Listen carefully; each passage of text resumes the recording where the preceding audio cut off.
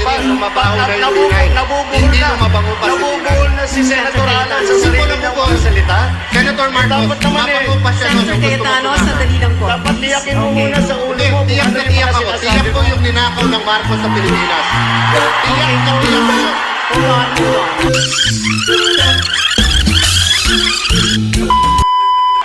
Lahat po ng nasa stage na to ay nagsalita tungkol sa corruption.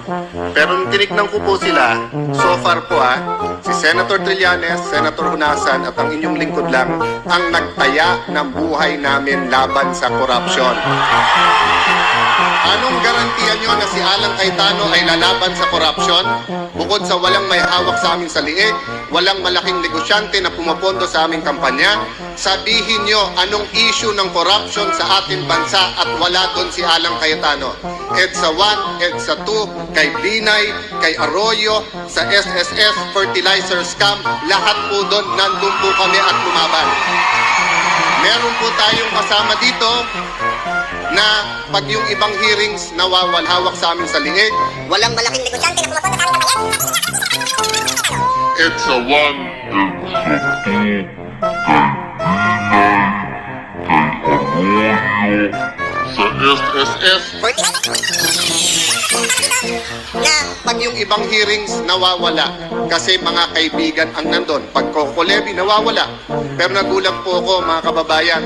Sabi ni Senator Bongbong wala daw bahid ang kanilang pamilya.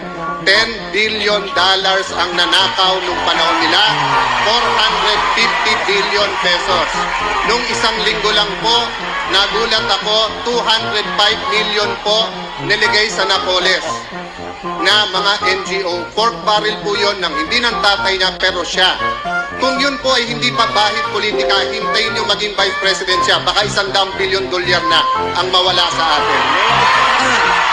Senator Hunasan, because Senator Marcos was alluded to. Senator, I hope you don't mind, unahin ko muna si Senator Bongbong Marcos. Sir, go ahead. Unang-una, yung mga malalaking numero na nababanggit ng ating kasamahan dito ay wala naman pong pinanggalingan. Kaya nagtataka ako kung saan kinuha yung napakalaking numero na sinasabi. Pangalawa, nagtataka naman ako na sa tagal namin pagsasama ni Senator Alan, ilang taon na kami magkasama sa partido, ilang taon na kami magkasama sa Senado, wala naman siyang binabanggit na siyang inaalala niya tungkol dyan. Bakit ngayon lang? Bakit? Baka naman mapagsuspensyahan siya na namumulitika. Tungkol po doon.